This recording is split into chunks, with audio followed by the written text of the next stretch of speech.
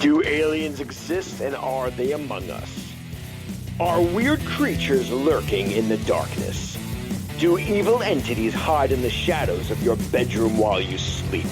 Join us as we explore all this and more on the Warped Reality Podcast. What's going on, my likable liking lovers? It's your boy Ghost Joe. Welcome to the Warped Reality Paranormal Podcast bonus episode. So we're going to get right into it. This episode is all about a specific hairy creature that likes to lurk around, and that's about it. And also, we have an awesome Horrorble review with our boy Edgegrave Dave talking about the new film Wolfman. So you guys don't have to see it. If you don't want to, you could check out the review. But I still say you should probably see it because it does sound pretty cool from what Edgegrave is saying. So please stay tuned for that in a couple minutes. But first, let's get started here. So do you get nervous when you hear howling during a full moon? Or find that when you wake up in the morning that your clothes are all torn, your feet are dirty, and have a weird taste of flesh in your mouth? Well, you may just be a werewolf. Lycanthropy is the fear of werewolves or the study of werewolves, and this legendary creature has been around for hundreds of years. Its roots can be traced back all the way to Greek mythology when Lycaon, the king of Arcadia, doubted the divinity of Zeus, and so he transformed him into a wolf as punishment, a wolfman, of course, as punishment. In a real 1589 case, a man named Peter Stump was accused of being a werewolf. He was purportedly captured, tortured, and confessed to being a werewolf, claiming that he had used a magical belt to transform. Stump, was that like He-Man? Didn't He-Man, was the belt magic? No, it was a sword. I'm sorry. Excuse me. Stump was executed, and his story was widely publicized, reinforcing the belief in werewolves during that time. Werewolves have been in many movies, books, and TV shows, and have been in pop culture for many, many years. The well-known and widely seen cryptid known as the Dogman bears a very strong resemblance to the mythical beast, but without the transformation factor, as nobody's ever seen them transform or anything. So basically, he's just a big dog-human hybrid. So now that you have a little bit of history on werewolves, let's check in with my boy Edgegrave Dave for his Horrorble review on the new movie, Wolfman. Let's check it out! Horrorble reviews with Edgegrave Dave. At the time of this recording, Edgegrave Dave has just seen his very first film in theaters of the new year. And that film that we will be discussing is Wolfman, not to be confused with the original The Wolfman, which came out in 1941. Gosh, that was 84 years ago. And its remake from 2010, The Wolfman, was 69 years from the original film. According to my Edgegrave math, both of those gaps in films are both senior citizens. Not to mention, it is the 40th anniversary of Teen Wolf, the Michael J. Fox film that came out in 1985. And that same year, he also did Back to the Future. So here we go. It's time to bark at the moon. Spoiler alert, grave warning. You know what, guys? As I'm doing this recording, I heard my little Wolfman howling upstairs. The way that I do record, and I've never really shared this with anyone, is I do it in parts, and then I kind of splice them together afterwards. I just found that really funny, so I'm definitely keeping that howling. And by the way, The Howling is one of my most favorite werewolf-type series in horror in general, by the way. I think that The Howling series is pretty great. Here in 2025, it looks like werewolves are pretty popular again. Just a month prior, we had the film Werewolves that actually came out. I still have not had a chance to see that yet. I do intend to, and we're going to get into it right now. Wolfman! So guys, it's sort of impossible not to talk about this film without mentioning some of the history that came before it and what has been going on. The Wolfman, just in case for some crazy reason nobody knew, is part of the original Universal monsters, which shaped horror as we know it with such iconic creatures as Dracula, Frankenstein, the Wolfman, of course, and there was a planned dark universe. Now, this gets a little messy.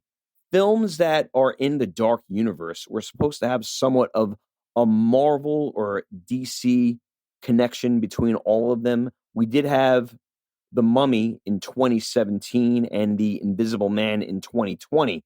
Those actually were never really connected. And then we had Renfield, which I thought was really, really funny, actually, which has another take on Dracula in 2023. But there were a whole slew of films that were canceled or paused. They were going to do a new Frankenstein, Bride of Frankenstein, the Phantom of the Opera, even an untitled Van Helsing film, and the Scorpion King. I'm just so surprised at how many films that were going to come out. And there were people that were tied to this. Like, I found out that The Rock, Dwayne Johnson, was actually going to be in The Wolfman. He was one of the people that they were talking about in the middle of last decade. Also Scarlett Johansson, and there's even going to be a Universal part of the park dedicated to the Dark Universe. But for whatever failed attempts and all the people that are connected to it, they decided to have rebooted versions as a standalone type of thing. And this film, Wolfman, is a Blumhouse production. I know that I already mentioned this, but I'm going to have a huge Edgegrave warning, spoiler alert. There's a lot that I am going to be giving away here. Wolfman, as I have just mentioned, is a Blumhouse production. This was directed by Lee Wannell, who I love his contribution to Saw. This film stars Christopher Abbott, Julia Garner, Sam Yeager. Now, we're going to get right into the plot. So the film starts out in 1995, actually, which is 30 years prior. Here you have a very young kid named Blake Lovell, and he does have a very stern father whose name is Grady.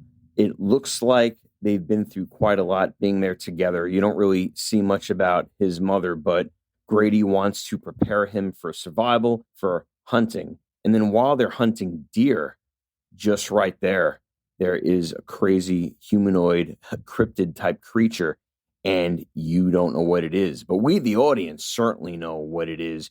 It is a Wolfman. So really, at this point, I'm almost thinking, is that the Wolfman? Well, as we get into it, this film is almost more like Wolfmen, of all things.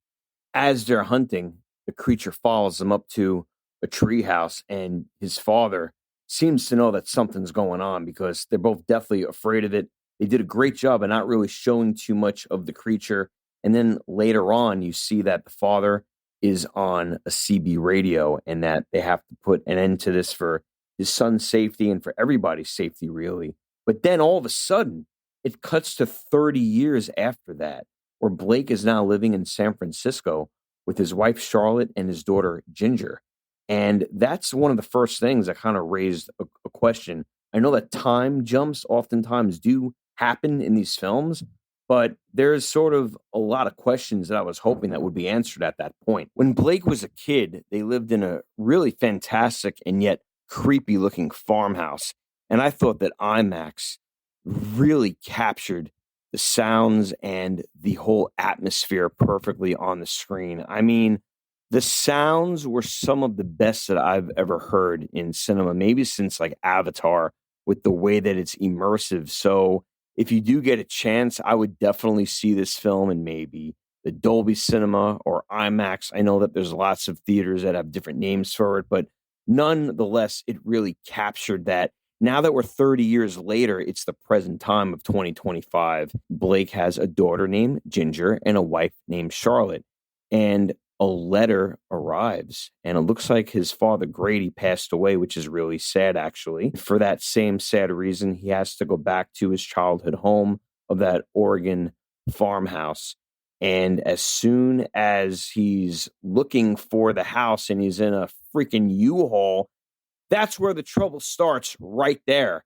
And from then on, spoiler alert, spoiler alert, spoiler alert, the whole film is body horror right from then on. So much of it reminded me of The Fly, the 1986 Jeff Goldblum film, which is one of my all-time favorites as well, by the way. And I just wasn't really expecting that. I mean, I knew that there would be transformation sequences, but the whole film takes place in roughly what seems like it's one night. And in this night, there is such a serious tone, and they're being chased by a Wolfman. And at this point, you just got to say to yourself, what is going on? Because the trailer that I did see, and I did very much think this would be one of those films where the trailer gave everything away. Because in the trailer, the daughter's saying that daddy's acting really strange. So I started putting two and two together. Well, it looks like the U-Haul is attacked, and you just think that Blake gets hurt by the broken glass. But no, no, no, no, no, no, no. Much like in zombie films, he is infected with a werewolf virus, and he really transforms very, very quickly. So much of it reminded me of The Fly, the way that his fingernails just kind of popping out to have these little claws that were coming out. His hearings even changed, where there was this really creepy tarantula type spider and he could hear it. But one of the craziest things that they showed was his vision looking at his family like they're victims, and he's not able to even understand them anymore. And even his own human speech and stuff like that is just stripped away, and he becomes this hideous werewolf. One of the things that I like about the movie is that he doesn't really look like the type of werewolf that you think, like in the original 1941 film, and even in like a comedy like in Teen Wolf and everything else that we've seen. It's mostly a humanoid, kind of hairy, more like body hair, but you've got the werewolf fangs, you've got the claws, you definitely have the growling. And while they're avoiding the other werewolf and he's transforming, he's losing his humanity, and his family is starting to become afraid of him. And it's really all about the survival of that night. The film really does take its time, but at the same time doesn't take its time. With a runtime of an hour and 43 minutes, there's only so much that they can kind of cram in. So you're sort of getting used to the fact, after you've accepted that he's a werewolf, what is going on here. And then all of a sudden, to me anyway, it seems like it just kind of ended. You know, like there wasn't any fatigue really watching this movie. You just wanted a little bit more. And that was sort of one of my issues with it. And when you find out who the other werewolf is, I would really rather not give that away. You're going to really, it sort of pays off in a way. But the question that I have is, who is the original werewolf? That's what I want to know. What happened to the hiker? All that I'm going to tell you is that the werewolf that was after them, who bit Blake, is not the werewolf from the original movie. They really could have given some real backstory there. Within the 30-year gap, they really could have given some backstory. But the terrifying factor of this movie and the body horror, you have the survival kind of horror that something's coming to get you, and then you have the body horror, I thought really made the film excellent. But with those other sort of plot holes in there, I'm really kind of weighing this in on. I got to give it maybe slightly less than 3 graves, but if you do want to do the rounding system, let's go ahead and give it 3 graves. It was a very good movie. I just really wanted a lot more from it, and there are questions that's just kind of going to be nagging at you that you do want answered. So for that reason, it's definitely worth seeing. I really felt that seeing this in its theatrical presentation is the way to go. Will we get other Universal monsters? I sure do hope so. Will they be connected? Probably not, but not everything needs to be connected. It really does stand on its own. Other question, will we get a sequel? It is definitely possible, but we'll just have to see.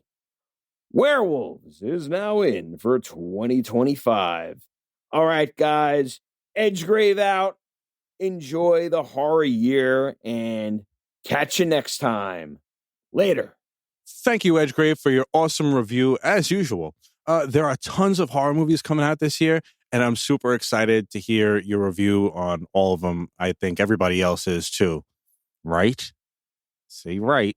Anyway, thanks everybody for listening. And don't forget to check out all of our other episodes, as well as all of our social media links, which are always in the show notes.